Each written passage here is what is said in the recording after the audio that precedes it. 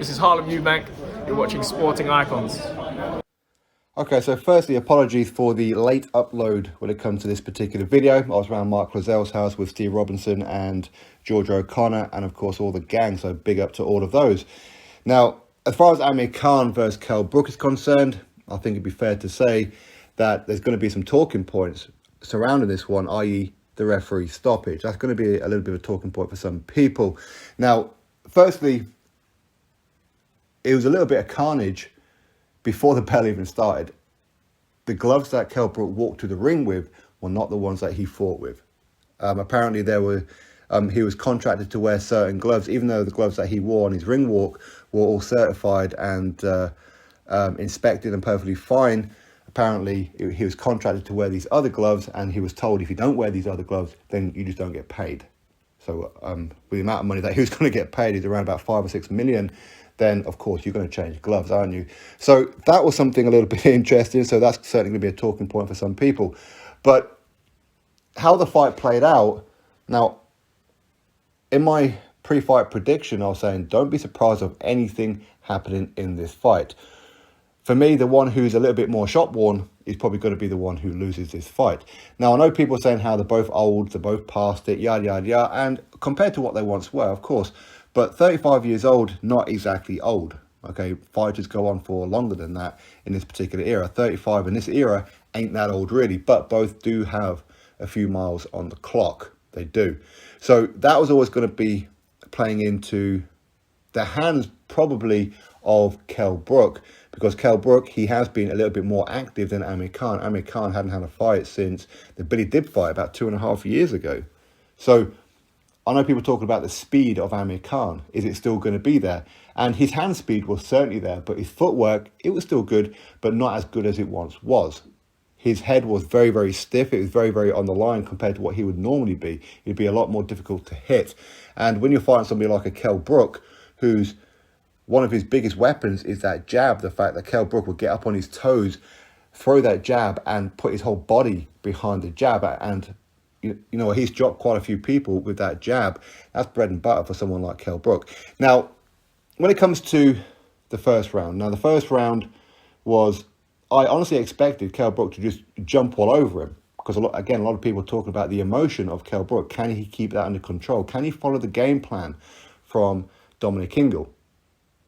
Again, going back onto the fact that Bomac was in the corner of Amir Khan, that was one thing that I was a little bit concerned about, because he's got a trainer in his corner who don't really care about Amir Khan, doesn't really know Amir Khan. So that's not always a good thing to do. But anyway, that said. So in round number one, Amir Khan, he was showing some very, very good hand speed. His footwork seemed pretty good. His timing was off. I mean, he would land one and then miss with the flurries. But as soon as Kell Brook found his range, and he found it very, very quickly, the fact that he was being very calm would hit Amir Khan with a jab, and Amir Khan's legs would stiffen up. His hips would do like a little bit of a dance, okay? He was doing a little bit of a John Travolta.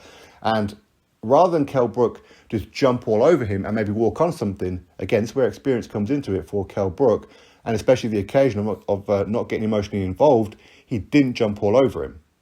Of course, he would come forward and throw some shots to try and land, of course. But he knew that Amir Khan, he does carry some power. Amir Khan, he's been hurt before and come back from it.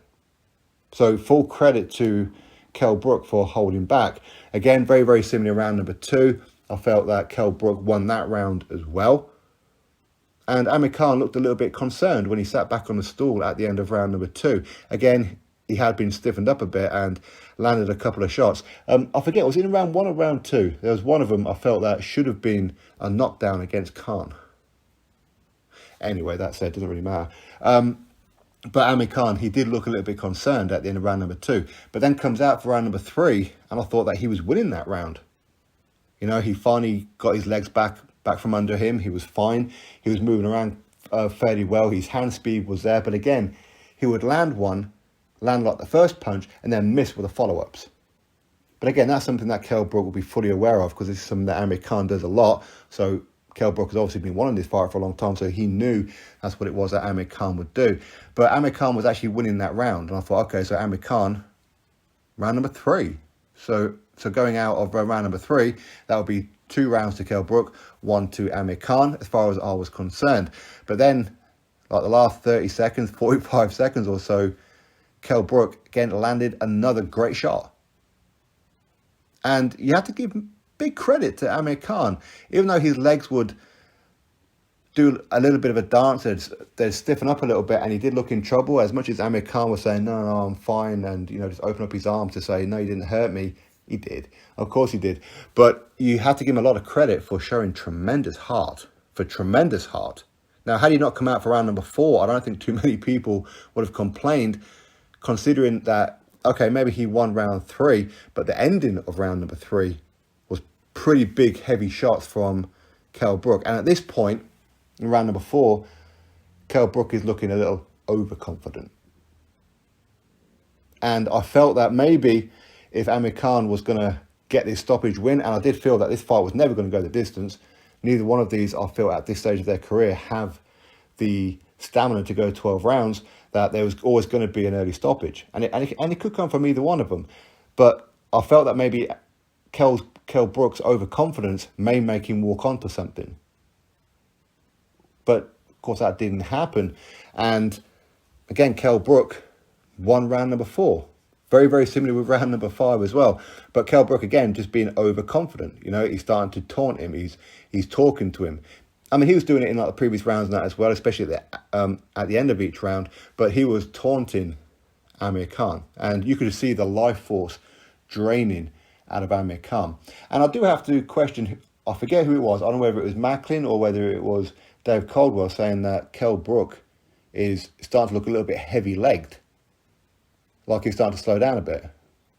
I don't know what they were watching, but from where I was on the TV, on Mark Lozel's big cinema screen, I should say, Kell Brook weren't slowing down. He wasn't as bouncy anymore because he was fully confident. Quite clearly, he knew that Amir Khan's life force was just being drained away from him, and whatever was going to come back wasn't going to affect him, and he was just stalking Amir Khan.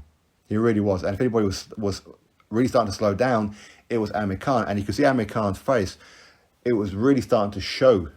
His ears and that were turning blue. You could see his cheeks were all over the place with, again, different coloration of all the bruising and everything that was going on. Again, that's all down to Kell Brook's jab, that left hook. And again, Kell Brook did land some very good, decent right hooks. Right on the button of Amir Khan. And as much as Amir Khan did wobble from time to time, he took the punches, which I think a lot of people would be surprised at. Anyway, out comes round number 6. I think at this point, most of us felt that the writing was going to be on the wall for Amir Khan, unless Kell Brook would walk onto something. But again, Kell Brook is just stalking him. He's like a predator with his prey. He's just coming forward. He's throwing punches in bunches and heavy shots as well. He ain't doing it just to tap him. He's doing it with intent. He wants that highlight reel knockout. The referee steps in. Now, when it first happened, I looked at it and I thought, that's a little too early, isn't it? Then the replay, again, I thought, that's a little too early. Because as much as Amir Khan wasn't really throwing back too much, again, that's a very, very important point, the fact that he wasn't. But Kell Brook wasn't really landing too much. The punches that were rocking Amir Khan were landing on the gloves. But again, if you go back to the Brad Rhea fight, earlier on in the night, he actually landed, not Brad Rhea, the Azim, when he landed on Jordan Ellison, hit him on the gloves, knocked him out. So maybe the referee saw that fight, but Amir Khan wasn't getting hit flush or anything like that. They're actually landing on the gloves. But at the same time, you could look at that stoppage and go, well, maybe the referee saved him from a little bit more punishment. Because the fight was only going to go one way, and I think most people could sense it. Even the most hardened Amir Khan fans at that point could probably sense that Amir Khan was about to get spectacularly knocked out. So either way, the referee steps in. Kell Brook gets the win after 10 years. And as I've said before, if anybody was going to take the defeat a little bit better, it was probably going to be Amir Khan. It's going to hurt him, of course. It's going to hurt every ounce of his fibres. But I think that he could come back from it as in his regular life. With Kell Brook, if he'd have lost, I think a lot of people would be worried about it. Would be worried about him. How would he handle it? So from that perspective, you could look at it and say, well, maybe the right person won from at least that perspective. But either way, Kell Brook was pretty much dominant in this fight. I think all that time out of the ring, of course, Amir Khan hasn't exactly been living the life. We know Kell Brook doesn't really live the life either. But ultimately, you have to say massive congratulations to Kell Brook. You have to say congratulations to Amir Khan as well, because Amir Khan showed tremendous heart. He didn't quit in this fight, which I thought was a possibility for one of them to potentially quit if the going got tough. And the going did get tough from round 1 up to the stoppage round number 6 for Amir Khan, and he never quit. So big props to him.